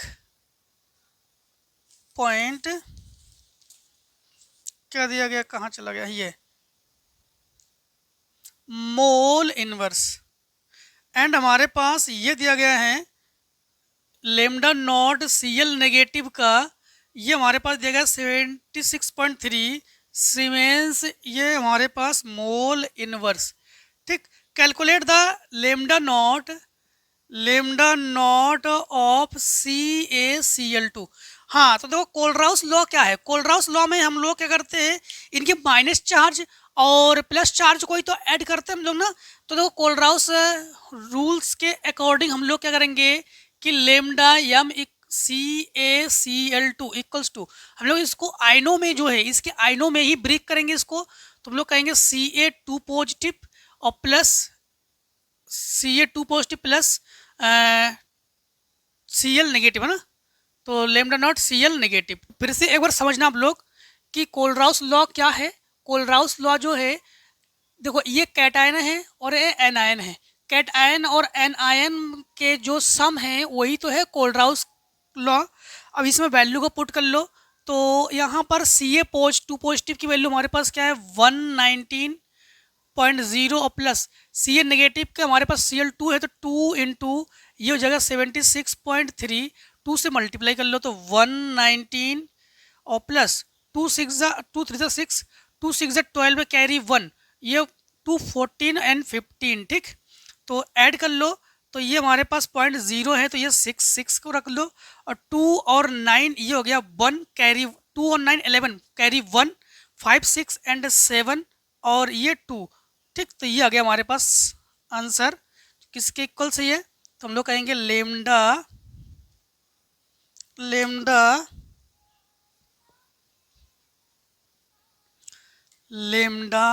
एम के इक्वल से, ठीक है। चलिए अब देखिए क्वेश्चन नंबर हम लोग करते हैं 5 के ए को तो कर चुके हैं, 5 के बी में क्या है हमारे पास, बी में है, इसी के सेकेंड पार्ट में है, what do you conductivity of solution decrease with dilution explain with reason. हाँ वही देखो इसमें बी, रुक जाओ कहाँ पर है, हाँ what do you conductivity of solution decrease, solution decrease increase, ठीक। आप लोग देख सकते हो, लिख सकते हो देख के, यहाँ पर सारे देखो सारे आंसर आप लोगों को स्क्रीन पे दिखा दे रहे हैं। रीज़न आप लोग फिर पीडीएफ ना मांगो, ठीक है, पीडीएफ बहुत से बच्चे पीडीएफ ओपन नहीं कर पाते या ढूंढ नहीं पाते, इसलिए सारे क्वेश्चन का आंसर हम स्क्रीन पर आपको शो करा दे रहे हैं, जिससे कि आप लोग अच्छे से देख के लिख सकते हो। आपके पास in two A reaction product reaction concentration of A remains 0.4 mole inverse from 0.5 mole inverse in 10 minutes, calculate the velocity of reaction for this period time. अच्छा, वेलोसिटी को हम लोग फाइंड करेंगे, तो देखो हमारे पास इसके बी पार्ट को, तो देखो बी पार्ट देखो हमारे पास, तो आंसर 5 और बी पार्ट में हमारे पास वेलोसिटी निकालेंगे हम लोग, तो वेलोसिटी को कॉमनली हम लोग क्या लिखेंगे v से, तो v इक्वल्स टू हमारे पास क्या है 0.4 से 0.5 है, तो हम लोग क्या करेंगे कि 0.4 टू 0.5 और हमारे पास टाइम क्या है 10 मिनट, सब्ट्रैक्ट कर लो, तो v इक्वल्स टू 0 माइनस बचेगा हमारे पास, माइनस का, लेकिन माइनस नहीं लिख रहे, 0.1 इंटू 10, तो पॉइंट ये 0, तो v इक्वल्स टू 1/10 की पावर 2, इसे ऊपर ले जाओ तो v equals to 10 to the power -2 metre पर सेकेंड। ठीक, रुक जाओ, मीटर पर सेकेंड ना लिखकर यहाँ पर मोल लीटर इनवर्स पर मिनट। ठीक, अब देखो आप लोग क्वेश्चन नंबर इसके सी पार्ट को, सी पार्ट में है, सेकेंड पार्ट में order of reaction and molecularity. तो समझना, जैसे ये हमारे पास रिएक्टेंट है, ये क्या है हमारे पास रिएक्टेंट, और ये हमारे पास प्रोडक्ट है, ये हमारे पास क्या है प्रोडक्ट है। तो रिएक्टेंट, जो रिएक्टेंट है ना, रिएक्टेंट के जो कंसंट्रेशन की जो पावर है उसे ही हम लोग क्या कहते हैं, ऑर्डर ऑफ रिएक्शन कहते हैं। ठीक है, हाँ, इसके बाद देखो, इसके बाद इन्होंने कहा है कि मॉलिक्यूलरिटी, तो मॉलिक्यूलरिटी किसे कहते हैं, इसी के स्टोइकियोमेट्रिक रूल से, इसी के जो मॉलिक्यूल्स होते हैं ना, उनके मॉलिक्यूल्स को, उनके मॉलिक्यूल्स के नंबर को, जैसे मान लो इसमें 2 से मल्टीप्लाई कर दिया, तो इस 2 को ही हम लोग क्या कहेंगे, इस 2 को ही कहेंगे हम लोग मॉलिक्यूलरिटी। ठीक है, तो रिएक्टेंट के मॉलिक्यूल्स को कहते हैं हम लोग मॉलिक्यूलरिटी। ठीक है, फिर है हमारे पास इसमें एवरेज एंड इंस्टेंटेनियस वेलोसिटी। ठीक, इसके बाद हमारे पास देखो, इसी में इन्होंने कहा है IUPAC रूल्स बता, नेम बता दो आप। ठीक, हाँ, IUPAC नेम बता दो आप। तो देखो सी पार्ट में देखो इसके, तो हम लोग करेंगे 5 के सी पार्ट को, आंसर 5 और सी। 5 के सी पार्ट में है IUPAC नेम बताएंगे, हमारे पास क्या क्या है लिख लेते हैं एक बार। तो यहाँ पर CONS3 का होल 5Cl, और बाहर हमारे पास Cl2। देखो IUPAC नाम हम लोग कैसे बताएंगे, तो समझना, सबसे पहली बात तो है हमें ऑक्सीडेशन नंबर चाहिए। इसके क्या चाहिए, ऑक्सीडेशन नंबर।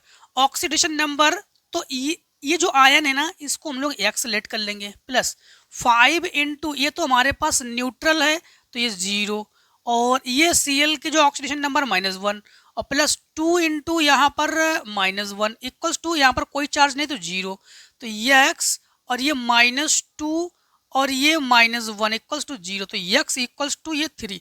तो ऑक्सीडेशन नंबर हमारे पास क्या है, +3 है।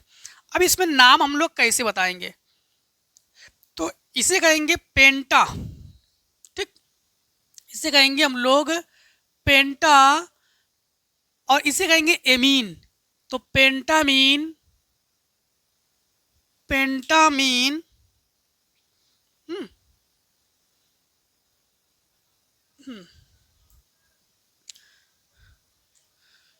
पेंटा एमीन, चाहो एक साथ लिख दो, एक साथ लिखा आता है इसमें पेंटा एमीन। अब यहाँ पर देखो ये लिगेंड के साथ है, तो इसे हम लोग क्या पढ़ेंगे, इसे पढ़ेंगे हम लोग क्लोरिडो। क्या पढ़ेंगे, क्लोरिडो। तो क्लोरिडो, और इसे पढ़ेंगे कोबाल्ट। कोबाल्ट, और कोबाल्ट की ऑक्सीडेशन नंबर +3, +3, और इसे ये बाहर जो है ये क्लोराइड, तो ये पढ़ेंगे हम लोग क्लोराइड। ठीक,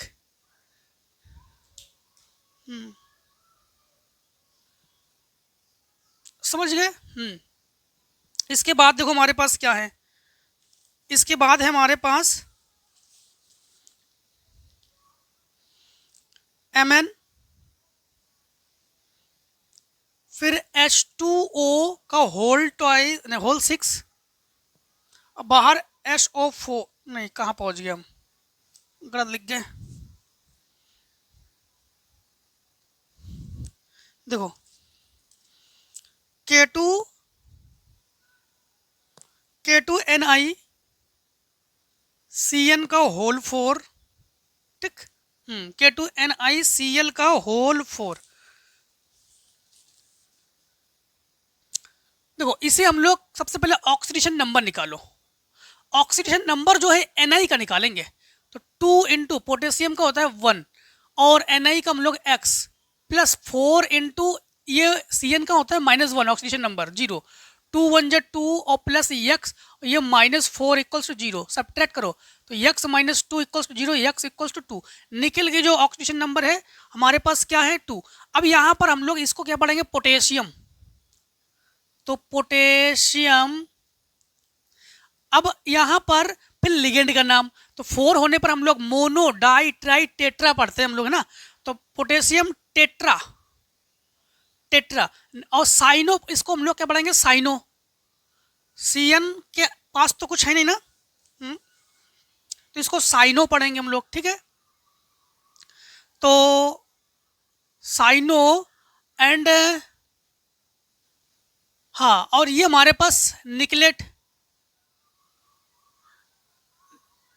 निकलेट और ऑक्सीडेशन नंबर क्या है 2, ठीक। अब देखो इसी के हम लोग आगे करेंगे, बी डी कर चुके हैं ना हम लोग, सी कर चुके हैं, अब डी करेंगे। नहीं, इसे सेकेंड पार्ट में right the oxygen state distribution of D orbits and coordination number of central metal of following complex. अच्छा, इसमें हम लोग ये भी बता देंगे। तो हमारे पास क्या दिया गया सबसे पहले, इसी के सी पार्ट के इसी में है K3 CO C2O4 का होल थ्राइस, एंड हमारे पास क्या दिया गया है MnH2O का होल 6, बाहर HO4। देखो इसमें से हम लोग क्या बता देंगे, right the oxidation state distribution of D orbit and coordination number of central metal of following complex. अच्छा, कोऑर्डिनेशन नंबर जो है ये आपको बता देते हैं, और डी ऑर्बिट के बारे में भी इन्होंने कहा है, ठीक। तो डी ऑर्बिट तो आप लोग निकालोगे, जो कोऑर्डिनेशन नंबर, एक काम कर लो, पहले एक काम करते हैं, आपको निकाल के बताते हैं, पहले इतने को स्क्रीनशॉट ले लो फिर बताते हैं इसके बारे में। चलिए फिर सी के हम लोग सेकेंड पार्ट करते हैं, ठीक। तो सी के सेकेंड पार्ट करेंगे हम लोग। तो देखिए सेकेंड पार्ट में है हमारे पास यहाँ पर कि K3CO क्या है हमारे पास, K3CO फिर C2O4 का होल थ्राइस, ठीक। हाँ, सबसे पहले देखो इसी में ही हम लोग जो है डी ऑर्बिटल्स निकाल कर कोऑर्डिनेशन नंबर भी हम लोग निकालते हैं, ठीक। डी ऑर्बिटल निकाल कर सबसे पहली बात तो है जो यहाँ पर कोवाल्ट है, कोवाल्ट का जो एटॉमिक नंबर है क्या है 27। तो इनका अगर हम लोग इसको तोड़ते हैं, अगर ब्रेक करते हैं इलेक्ट्रॉन में, तो देखो ये निकालेंगे 1s2 2s2 2p6 3s2 3p6 3d and 4s2। अब काउंटिंग कर लेते हैं, ये 2 2 4 10 हो गया, और ये 10 हो गया हमारे पास 20। तो यहाँ पर 3d7 कर सकते हैं हम लोग, ठीक। क्या कर सकते हैं 3d7, 27 ना, 10 और 10 20 27, ठीक है। अब एक चीज़ यहाँ पर ध्यान रखना कि इन्होंने कहा था कि राइट द ऑक्सीडेशन स्टेट से distribution of D orbitals and coordination number of central metal of following complex. अच्छा, तो देखो यहाँ पर एक काम करते हैं, हम लोग जानते हैं कि इनमें जब हम लोग डी ऑर्बिट्स को देखेंगे, तो 3D के ऑर्बिट्स को देखेंगे, तो डी के पास टोटल कितने ऑर्बिट्स है 5, 1 2 3 यानी 1 2 3 4 एंड 5 कर दो, ठीक। टोटल 5 ऑर्बिट्स है इसके बाद, कितने ऑर्बिट्स है 5। अब इनके पास टोटल अगर हम लोग लास्ट ऑर्बिट में अगर हम लोग इलेक्ट्रॉन देखते हैं, देखो फर्स्ट में तो 2 इलेक्ट्रॉन है, सेकेंड में 8 इलेक्ट्रॉन है, एंड थर्ड में देखो ये 17 है, क्या है 17 है, एंड यहाँ पर फोर्थ में 2 इलेक्ट्रॉन है, ठीक है। अब यहाँ पर हम लोगों ने डी के ऑर्बिट को देख रहे हैं, तो किसके ऑर्बिट को देख रहे हैं 3D के ऑर्बिट को देख रहे हैं। टोटल 7 इलेक्ट्रॉन है। तो एक काम करो, 1 इलेक्ट्रॉन इसमें दे दो, 1 इसमें दे दो, 1 इसमें दे दो, 1 इसमें दे दो, 1 इसमें दे दो। अगर 5 इलेक्ट्रॉन कंप्लीट करते हो तो आप लोग देख पा रहे हो कि भाई यहाँ पर हम लोग अगर एक एक इलेक्ट्रॉन देते हैं, ठीक है, तो हमारे पास ये टोटल 5 ऑर्बिट जो है कंप्लीट है। बट इनके पास टोटल 7 इलेक्ट्रॉन है। तो भाई 2 इलेक्ट्रॉन जो है यानी 2 इलेक्ट्रॉन और भी है, तो इन्हें किन्हें देंगे हम लोग? तो एक काम करते हैं कि यहाँ पर कोबाल्ट जो है, कोबाल्ट के पास टोटल हमारे पास है 3 पॉजिटिव। तो 3 पॉजिटिव का मतलब ये है, एक काम करते हैं कि यहाँ पर एक इलेक्ट्रॉन यहाँ दे दो और इसे 3d6 बना लो। समझना, 3d क्या बना लो? 6 बना लो। 1 2 3 4 5 6, ठीक है। अब हम लोग देख पा रहे हैं कि यहाँ पर पेयर में है, यहाँ पर ये पेयर में है। अगर 7 को भी दे दोगे ना आप लोग, अगर यहाँ पर 7 भी आप लोग दोगे ना, 7 भी दे दोगे, तो आपके पास देखो इसमें 2 पेयर है। तो ये भी पेयर में है, ये भी पेयर में है। पहली बात तो इनके ऑर्बिट्स कोई भी खाली नहीं है और फिर भी ये पेयर में है। तो हम लोग कहेंगे ये जो लिगेंड है ना, ये लिगेंड मजबूत लिगेंड है, रिजिड लिगेंड है। इसके बाद यहाँ पर अगर हम लोग कोऑर्डिनेशन नंबर देखेंगे, तो कोऑर्डिनेशन नंबर की अगर बात करें, ठीक है, तो कोऑर्डिनेशन नंबर की बात करें, टोटल कितने पॉजिटिव है हमारे पास? 3 पॉजिटिव है इसमें। टोटल हमारे पास कितने पॉजिटिव है इसमें? कोबाल्ट के पास 3 पॉजिटिव है। तो कोऑर्डिनेशन नंबर जो है हम लोग, चलो इसी कर लेते हैं, तो ये 6 कर लेना। अब इसी में देखो आपके पास एक और दिया गया हमारे पास, इसी में हमें क्या गिवन है? ये 2 पता है कैसे? देखो एक क्रोमेट का -2 पॉजिटिव है, तो Cr2O4 के पास -2 नेगेटिव है, ये लिया हम लोगों ने, ठीक है। अब देखो यहाँ पर हम लोग क्या करेंगे, सिंपल तरीके से कोऑर्डिनेशन नंबर में उनके हम लोग क्या करते हैं, जो लिगेंड है, लिगेंड नंबर ऑफ लिगेंड ले लेंगे और आयन ले लेंगे। यहाँ पर देखो एक और दिया गया हमारे पास, क्या दिया गया यहाँ पर? MnH2O का होल 6, MnH2O का होल 6, बाहर HO4 क्या है? MnH2O का होल 6 बाहर, ठीक है। अब देखो यहाँ पर अगर हम लोग Mn की अगर हम लोग चेक करते हैं, तो मैग्नीज जो है इनका एटॉमिक नंबर क्या है? 25। 25 यानी हम लोग करेंगे 1s2, 2s2, 2p6, 3s2, 3p6, ठीक, और 3d एंड 4s2। अब समझना, यहाँ पर हमारे पास 4s2 है, तो ये 10 और ये 10, ये 5, तो 3 में हमारे पास, इसमें तो d5 में है। तो मतलब यहाँ पर अगर हम लोग 3d5 की बात करें, 3d5, तो इसमें हमारे पास टोटल 5 ऑर्बिट होंगे ना, 1 2 3 4, तो 1 इलेक्ट्रॉन 1 इलेक्ट्रॉन 1 इलेक्ट्रॉन सब में हम लोग दे देंगे। इनकी कोई ऑर्बिट खाली तो नहीं है, बट यहाँ पर हम लोग देख पा रहे हैं कि कोई पेयर में नहीं है। तो पेयर में नहीं है अर्थात हम लोग ये कहेंगे जो H2O है ना, H2O जो है ये कमजोर लिगेंड है। ये तो मजबूत लिगेंड है बट ये कमजोर लिगेंड है। और यहाँ पर आपको बता दें कि यहाँ पर, ठीक है, अगर कोऑर्डिनेशन नंबर देखेंगे हम लोग, तो ये हो जाएंगे हमारे पास, मैग्नीज पर 2 पॉजिटिव चार्ज होता है ना, मैग्नीज पर क्या होता है? 2 पॉजिटिव चार्ज। तो मैग्नीज पर 2 पॉजिटिव चार्ज है, जिसे यहाँ पर 3 नेगेटिव चार्ज है। और एक काम करते हैं हम लोग, लिगेंडों की संख्या से निकालते हैं, चार्ज छोड़ दो। यहाँ पर कोऑर्डिनेशन नंबर 6 × 1 करके अब लोग 6 कर लो यहाँ पर, ठीक। यहाँ पर लिगेंडों की संख्या ले लो यहाँ पर।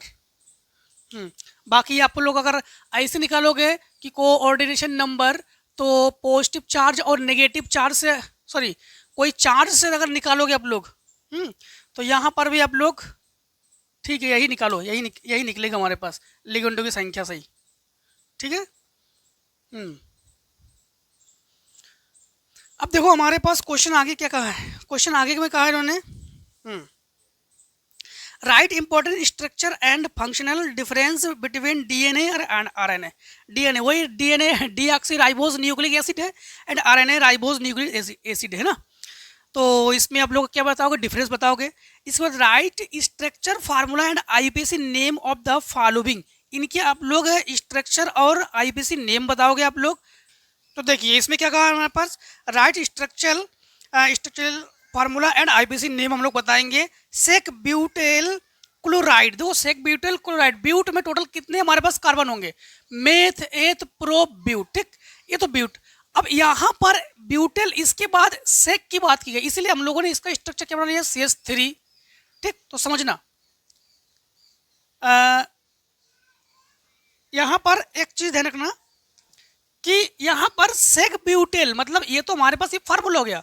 अगर हम लोग काउंटिंग करेंगे, इधर इधर से काउंटिंग करेंगे तो ये 1 और ये 2, तो देखो 2 पर क्लोरो है तो 2 क्लोरो, क्या हो गया 2 chloro, meth eth pro but, ठीक। तो हमारे पास क्या हो गया 2 क्लोरो ब्यूटेन। और इसके बाद देखो इन्होंने कहा है आइसोपेंट ब्रोमाइड में हमारे पास, तो इसमें देखो हमारे पास आइसो के लिए हम लोग क्या करेंगे, सी के ऊपर नीचे CH3 ले लेंगे, ये आइसो के लिए हो गया। हाँ, अब Br देखोगे तो आप लोग इधर से गिनोगे काउंटिंग करोगे तो 1 पर है, तो 1 ब्रोमो ये हो गया। और ये हमारे पास देखो ये जो CH3 है, ये तो CH3 है, तो ये 1 2 और 3, तो ये भी CH3 और ये भी CH3 है, दोनों के दोनों हमारे पास किस पर है, हमारे पास 3 पर है। तो हम लोग कहेंगे 3 मेथिल और मेथ एथ प्रोप, और एक को काउंटिंग में गिनेंगे तो ब्यूटेन, ठीक। अब इसमें देखो यहाँ पर देखोगे आप लोग, तो इसमें इन्होंने कहा 3rd नंबर में नियोपेंटिल क्लोराइड, और नियो का स्ट्रक्चर हम पहले बता चुके थे आप लोगों को। नियो का स्ट्रक्चर कार्बन के ऊपर CH3, नीचे CH3, इधर CH3, इधर CH3, बट यहाँ पर Cl इसलिए लिया गया है क्योंकि यहाँ पर क्लोराइड की बात की गई है, ठीक है। तो वही इसी को यहाँ पर हम लोग यहाँ पर इसी को ही यहाँ पर ब्रेक करके बनाया गया यहाँ पर। हाँ, तो यहाँ पर ये तो नियो का स्ट्रक्चर है ये। और यहाँ पर देखो अगर हम लोग काउंटिंग करोगे तो इधर देखो कार्बन की जहां पर लॉन्ग हमारे पास सीरीज हो वहां से काउंटिंग करता, अगर इधर से काउंटिंग करोगे तब भी ये 2 पर है, ऐसे काउंटिंग करोगे तब भी ये 2 पर है, तो 2 क्लोरो। और देखो यहाँ पर ये 2 मेथिल, ये अगर इसे मेथिल लोगे तब भी ये 2 मेथिल, इसे लोगे तब भी 2 मेथिल, इसे लोगे तो हम लोग इसे काउंटिंग करेंगे तो ये 2 मेथिल है, और मेथ एथ प्रोप तो ये प्रोपेन। और देखो 4th नंबर में हमसे कहा था इन्होंने, हाँ 4th नंबर में आइसोब्यूटिल कुछ है, हाँ आइसोब्यूटिल क्लोराइड। हाँ, अब देखो तो यहाँ पर हम लोगों ने क्या किया, यहाँ पर ये जो चेन है यही लॉन्ग है, ठीक है। तो क्लोरो की अगर काउंटिंग करोगे, अगर इधर से काउंटिंग करोगे तो या इधर से काउंटिंग करोगे, पहली बात तो जहाँ पर ग्रुप हमारे पास पास हो वहाँ से काउंटिंग करते हैं। तो क्लोरो यहाँ पर पास है ना इसके, तो इसी से हम लोग, इसी के नियर है तो इसी से काउंटिंग करेंगे। तो ये C हमारे पास यहाँ पर क्लोरो 1 पर है, तो 1 क्लोरो क्या हो गया 1 क्लोरो। अब हमारे पास अगर इसे मेथिल लोगे या इसे मेथिल लोगे, किसी एक को तो मेथिल लोगे ना, तो 2 मेथिल यानी 2 मेथिल यानी मेथ एथ प्रोप, तो ये हो गया प्रोपेन। और इसमें देखोगे आप लोग, तो देखो इसमें देखोगे आप लोग तो ये क्लोरो 1 पर है तो 1 क्लोरो। अब यहाँ पर देखो ये और ये तो 2 मेथिल है तो 2,2 डाई मेथिल प्रोपेन, ठीक है ना। अब देखिए आप लोग क्वेश्चन नंबर आगे, तो इतने को अगर स्क्रीनशॉट लेना तो ले लो। चलिए 6 के बी पार्ट करते हैं कि how can these conversation be done, give chemical equation propane two all from propane. Propane से हम लोग प्रोपीन से प्रोपेन टू ऑल कैसे हम लोग बनाएंगे, तो प्रोपीन से, तो प्रोपीन में सिंगल वन होना चाहिए, मेथ एथ प्रोप, तो ये हमने लिया प्रोपीन। प्रोपीन में हमने क्या हम लोगों ने प्लस किया HBr, हाइड्रोजन ब्रोमाइड को प्लस किया। अब हाइड्रोजन ब्रोमाइड को जैसे हमने प्लस किया तो यहाँ पर देखो CH3 को CH3 हमने किया, यहाँ पर इसके एक सुनना फिर से एक बार, इसके Br को ना इससे रिएक्शन करा दो, इसके Br को इससे रिएक्शन कर दो तो CHBr। और अगर यहाँ पर H को इधर दे दो, फिर से एक बार समझो यहाँ पर क्या हुआ था भाई, बॉन्डिंग चाहिए इसको 4, तो ये होगा H बॉन्डिंग और ये 2 बॉन्डिंग 4, ठीक है 2 2 4, और ये 2 और ये 1 और 4, ठीक है। तो CH3 को CH3 लिखेंगे, CH को CH लिखेंगे, और ये Br, तो ये हमारे पास CH2 और इसने H को लिया तो CH3, और KOH के साथ इसकी उपस्थिति में इसकी फिर रिएक्शन हम लोगों ने करा दी, तो यहाँ पर OH को दे देना, Br को हटा देना, ठीक है। तो CH3 फिर यहाँ पर OH को दे दो, Br को हटा दो, और ये CH3, ठीक। तो ये हमारे पास क्या बन गया एथेनॉल, ठीक है। अब देखो यहाँ पर सेकेंड में हमारे पास मेथ एथ प्रोपेनॉल। इसके बाद देखो हमारे पास benzyl alcohol from benzyl benzyl chloride. तो बेंजिल क्लोराइड हमारे पास ये लिया हम लोगों ने, और KOH के साथ रिएक्शन करा दी हम लोगों ने। किसके साथ रिएक्शन करा दी? KOH के साथ।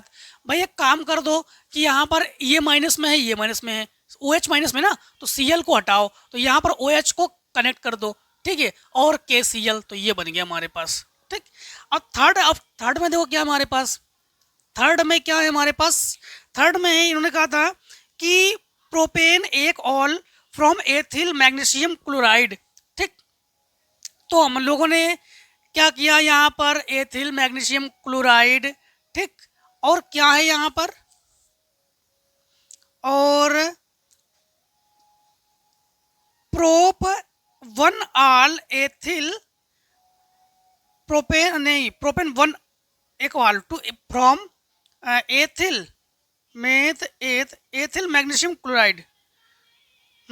तो यहाँ पर हम लोगों ने इससे हम लोग ये बनाने के लिए क्या किया था, हम लोगों ने CHO और HCHO, फॉर्मेल्डिहाइड है ये, HCHO की रिएक्शन करा दी हम लोगों ने।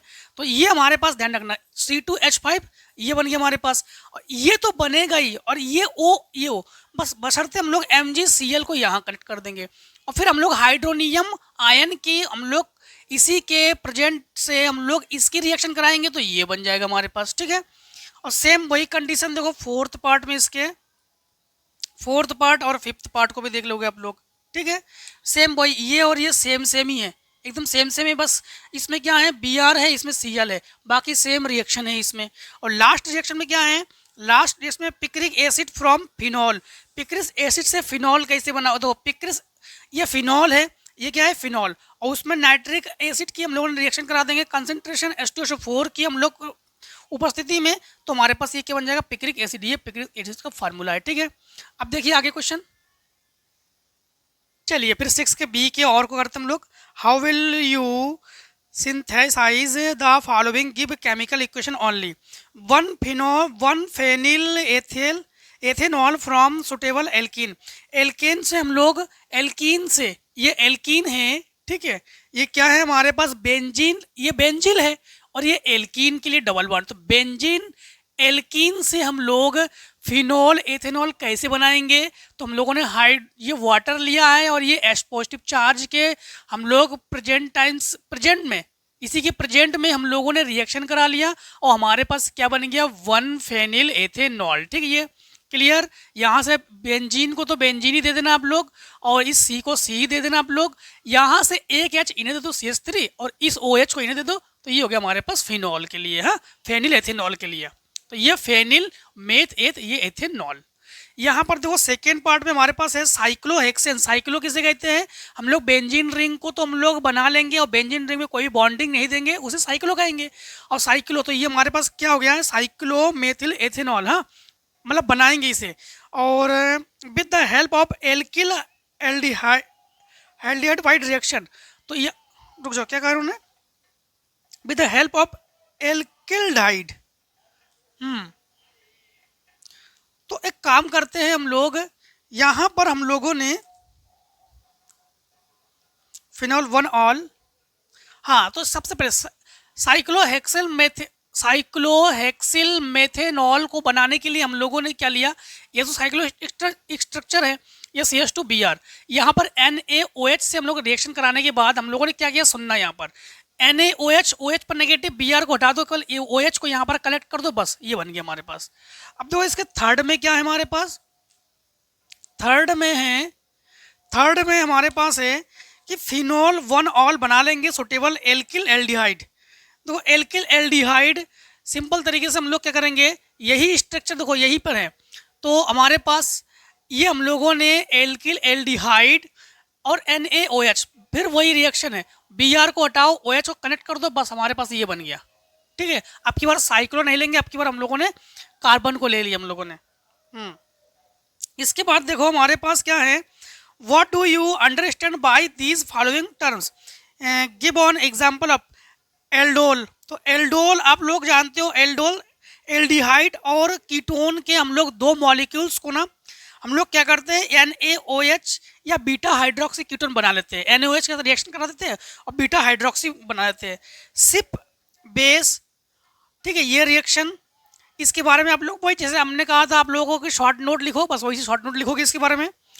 और रिएक्शन विद रिएक्शन, फिर कैनिजारो रिएक्शन, ऑक्स और एसीटॉल। हाँ, इसके बाद देखो इसके और में जो है हमारे कहा, इन्होंने कहा है right the structure of products of the following reaction. इसके प्रोडक्ट क्या है, तो देखो प्रोडक्ट क्या है, जब ये रिएक्शन इनके साथ रिएक्शन कराते हैं ना तो प्रोडक्ट हमें क्या मिलता है। देखो सिंपल तरीके से इसके साथ रिएक्शन करा दोगे तो ये तो हम लोग सेम वही बनाएंगे, इस सी को यहाँ पर कनेक्ट कर देंगे, बाकी केवल Cl को हम लोग डिस्प्लेस कर देंगे। तो Cl को हम लोग क्या कर देंगे, डिस्प्लेस कर देंगे, बस बाकी सेम टू सेम वही है। यहाँ पर देखो ये हमारे पास दिया ही कि हमारे पास ये हमें गिवन है। यहाँ पर हम लोग क्या करेंगे, C6H5CH2 C6H5CH2 तो बनाएंगे हम लोग। अब यहाँ से CO और CH3 को ले लेंगे, बाकी CD और Cl को डिस्प्लेस कर दो। ठीक, कैडमियम क्लोराइड को हटा दो इसमें। और यहाँ पर हम लोगों ने थर्ड में क्या किया था, थर्ड में क्या किया हम लोगों ने, NO2 को हम लोगों ने डिस्प्लेस कर दिया यहाँ पर। फोर्थ में क्या किया हम लोगों ने, फोर्थ में देखो CH3 C, अब यहाँ से अब लोग O को ले लो, H को ले लो, तो CH3 और C डबल बॉन्ड O। यहाँ पर हम लोगों ने क्या किया, बस सेम टू सेम, देखो यही इसी टाइप में ही है, बस यहाँ पर हम लोगों ने क्या किया कि यहाँ पर सेम यही है, यहाँ पर C, अब बस यहाँ पर CH3 ये है, O को यहाँ से हटाकर कॉमनली NH2 और CH3 को यहाँ कनेक्ट कर दिया, CH2O को हमने डिस्प्लेस किया यहाँ पर। ठीक है, यही हमारे पास रिएक्शन है। अब देखो आगे क्वेश्चन, इतने को स्क्रीनशॉट ले लो। अब देखिए क्वेश्चन नंबर 7 के बी पार्ट करेंगे हमारे पास, write the following in order. इनको बताओ, ऑर्डर को फॉलो करो। और decreasing order of P K B value हमारे पास डिक्रीजिंग ऑर्डर में दिखाएंगे। देखो हमने इस प्रकार से डिक्रीजिंग ऑर्डर में बना दिया, हमने पी के बी जो है इसकी वैल्यू को डिक्रीजिंग ऑर्डर में हमने इस प्रकार शो करा दिया आप लोगों को। ठीक है, देख सकते हो आप लोग, ये बेसिक टी में है और ये आपको पी के बी में है। हाँ, इसका तो डिक्रीजिंग ऑर्डर ऑफ बेसिक, तो बेसिक को इस प्रकार से डिक्रीजिंग ऑर्डर में दिखाओगे आप लोग। ठीक है, और इसके बाद इसमें दिखा गया थर्ड नंबर में increasing order of basic strength aniline, P nitrotoluene, P nitroaniline और एंड पैराटाइलिन। तो देखो इसको हम लोग कैसे दिखाएंगे, थर्ड नंबर में है, तो पी नाइट्रोएलिनिन, पी नाइट्रोएनिलीन एंड ये एनिलीन है और ये हमारे पास पैराटाइलिन है। हाँ, ये पैराटाइलिन है ये। इसके बाद देखो फोर्थ में आपसे कहा था कि solubility order water in water. अच्छा, इन वाटर में सॉल्युबिलिटी बताओगे आप लोग, तो देखो वाटर के अकॉर्डिंग आप लोग ऐसे रखोगे, C6H5NH2 फिर C2H5NH2 फिर C2H5OH। ठीक है, सबसे ज़्यादा जो है जल में जो सॉल्युबिलिटी है इसकी है। और इसके बाद लास्ट में increasing order of boiling point, तो बॉइलिंग पॉइंट के अकॉर्डिंग आप लोग ऐसे रखोगे इसको। ठीक, तो ये किसके अकॉर्डिंग है, ये बेसिक टी के अकॉर्डिंग है, ये पी के बी के अकॉर्डिंग है, ये आपके पास डिक्रीजिंग ऑर्डर ऑफ बेसिक के अकॉर्डिंग है, और ये आपके पास थर्ड में है increasing order of basic strength ये है, और फोर्थ में हमारे पास क्या है, सॉल्युबिलिटी ऑर्डर है ये इन वाटर में है ये, और ये हमारे पास है increasing order of boiling point के फॉर्म में। ठीक है, इसके बाद इसके और में है write reason of the following, aniline does not show Friedel aldehyde craft reaction. चलो ये सब जो रिएक्शन है ना आप लोग स्क्रीन पर देखोगे और इस प्रकार से लिख लेना आप लोग इसको। हाँ, Gabriel phthalimide synthesis is given priority in synthesis of primary amines. Methyl amine gives precipitate of hydrate ferric oxide और reaction with ferric chloride in water। ठीक है, तो एक काम करो, यहीं तक आप लोगों को वीडियो को रखते हैं आज। ठीक है, और मिलते हैं नेक्स्ट वीडियो में। तो आज की वीडियो को यहीं पर दोस्तों हम लोग ख़त्म करते हैं। अब आपको जहाँ पर डाउट हो जरूर कमेंट सेक्शन में पूछ लेना। देखो ज़्यादा समय ना लगे, टाइम ज़्यादा वेस्ट ना हो, इसीलिए रिएक्शन सारे आपको लिख के हमने पहले से लिख के आपको बता दिया कि ऐसे आप लोग करोगे। और रिएक्शन में अगर कहीं डाउट हो तो आप लोग पूछ सकते हो कि सर हमें रिएक्शन आप जो है एक एक करके बताओ, तो आगे की वीडियो में आपको एक एक करके बताएंगे। ठीक है, ये तो सेट 1 है, अगर आपके पास सेट 7 है तो सेट 7 देख लेना, या सेट 1 है जो हमारे पास अनसॉल्व है उसमें सेट 1 ही है। ठीक है, तो फिर से एक बार बताते हैं, अगर आप लोगों को ये लग रहा है कि आप लोगों को रिएक्शन में दिक्कत है, तो रिएक्शन ही है जो कि हमने लिख के डायरेक्टली आपको बता दिया है। और कहीं पर भी आप लोगों को समझ में दिक्कतें हो तो ज़रूर बताओ, हम जो है आगे की वीडियो में आप लोगों को एक एक करके समझा देंगे। बस ये है कि वीडियो पे उसकी लेंथ ज़्यादा का बढ़ जाए, लेंथ बढ़ जाएगी उसकी वीडियो की, ठीक है, बस यही, ठीक है। तो आपके लिए ज़रूर करेंगे। तो अब फिर भी किसी क्वेश्चन में मान लो कि अगर समझने में आपको दिक्कत हो तो बता देना कि सर यहाँ पर हमें समझ में दिक्कतें हैं, तो आप आगे की वीडियो में ना समझा देना इस क्वेश्चन को तो जरूर आपको समझा देंगे, ठीक है। लैंग्वेज प्रॉब्लम हो तब भी बता देना कि ऐसा है कि हिंदी मीडियम वालों को भी हम वीडियो प्रोवाइड करा रहे हैं, तो कभी कभी ऐसा होता है कि हम हिंदी इंग्लिश मिक्सचर कर जाते हैं, तो अगर लैंग्वेज प्रॉब्लम हो तो भी बता देना आप लोगों को, ठीक है। तो आई होप कि कहीं पे दिक्कत नहीं है, आप लोग अच्छे से पढ़ रहे होंगे आप लोग। मिलते हैं नेक्स्ट वीडियो में। आज की वीडियो को दोस्तों यही भी समाप्त करते हैं। जय हिंद, जय भारत। आप लोग स्वस्थ रहिए, मस्त रहिए। इस प्रकार से हर एक वीडियो हमसे मिलते जरूर रहिए। Take a screen shot.